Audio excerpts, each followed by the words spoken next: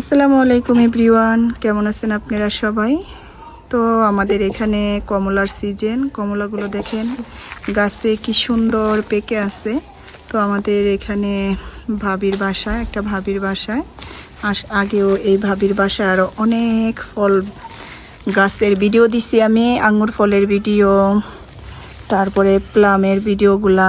তো এখন হচ্ছে আমাদের এখানে শীত, আর শীত মানে হচ্ছে কমলা, মালটা এগুলার সিজন। এই যে দেখেন কি সুন্দর গাছে ঝুইলা আছে। তো আমার তো এরকম দেখতে অনেকই ভালো লাগে, ভাবলাম আপনাদের সাথেও শেয়ার করি। আর এখন হচ্ছে আমি ছিঁড়ব ভাবির গাছ থেকে। তো ভাবির কাছে ভাবি সব সময় বলে আইসা খাইতে নিতে। তো গাছ থেকে ছিঁড়ে খাইতে অন্যরকম একটা মজা, অন্যরকম ভালো লাগা, সেটাই ভাবলাম আপনাদের সাথে একটু অনুভূতিটা শেয়ার করি। এই যে দেখেন কত পরিমাণে যে আছে, ভিতরে ভিতরে অনেক আছে, অনেক অনেক। তো এই তো কমলাগুলো দেখাবো আপনাদেরকে ভিতরে কেমন রসালো, রসে টলমলো। আইসুম বা বিনান এটা ওপেন করেন তো, যে দেখাবো আপনাদেরকে কুয়াগুলো কত সুন্দর। দেখি ভাবি একটা দেখি, ওয়ান পিস। এই যে দেখাইতেছি, দেখেন কি সুন্দর। এটা কিন্তু এই যে সব দেখেন, এই যে রস কিরকম জুসি। এই যে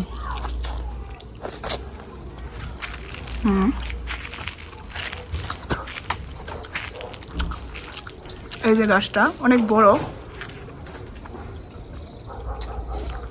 গাছটা কিন্তু বেশ বড় সড়ো।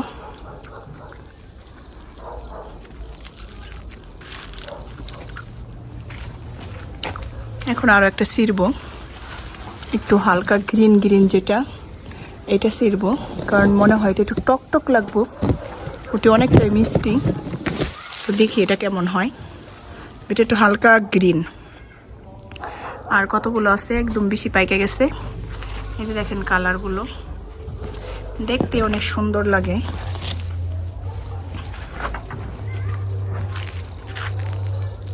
খাইতে তো মজা লাগেই, দেখতেও খুব সুন্দর।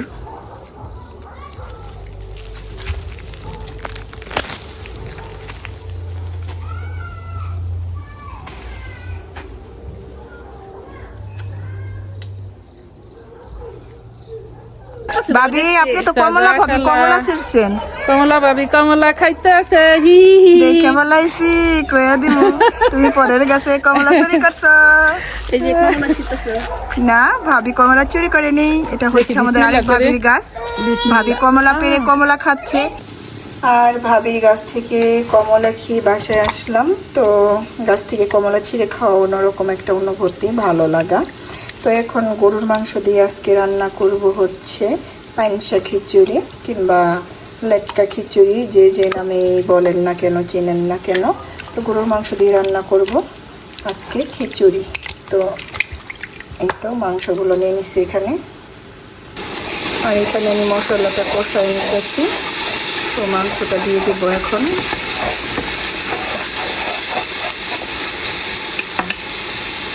আর মাংসগুলো নিচ্ছি এখানে হাড়যুক্ত মাংসগুলো, হাড় দিয়ালা, কারণ খিচুড়ি, পাইনসা খিচুড়ি কিন্তু মজা হয় হাড়ওয়ালা মাংস দিয়ে, যেগুলোতে হাড্ডি থাকে। তো এই তো এখন দিয়ে দিতেছি মাংসটি। তো মশলা কষানো শেষ, মাংসগুলো দিয়ে মাংসটাকে কষায়া তারপরে দিয়ে দেবো দমে। আমি প্রেশার কুকারে রান্না করতেছি, কারণ এই সাউথ আফ্রিকাতে মাংসগুলো দেখা গেছে গরুর মাংসটা তো সিদ্ধ হতে চায় না, অনেক দেরি হয়। হয়তো ভালো মতো কষায় তারপর দিয়ে দেবো দমে।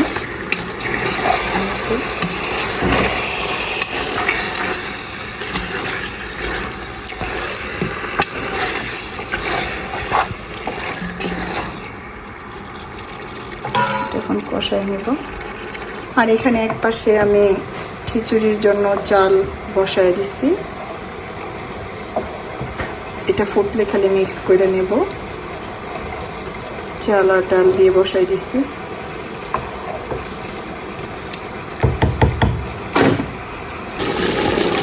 তো এখন পানি উঠে গেছে মাংস থেকে ডেকে রাখার পর। তো এটাকে আর একটু কষায় তারপর এটাকে দমে দিয়ে দেব। এই মাংসটা প্রেশার কুকারে রান্না করলে কিন্তু যদি একটু ভালোভাবে কষায় নেওয়া যায় তাহলে মনেই হয় না যে প্রেশার কুকারে রান্না করা হয়েছে। তো ভালোভাবে মশলাটা ভিতরে যায় খুব ভালোভাবে, খেতেও মজা হয়।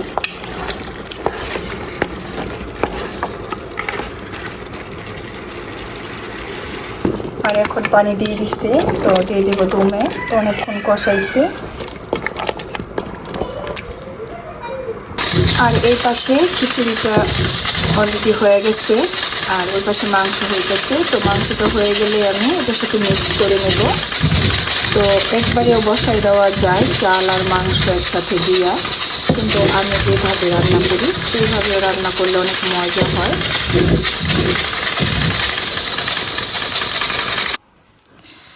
আর রান্না হয়ে গেছে খিচুড়ি। তো পরে আর ভিডিও করতে পারিনি।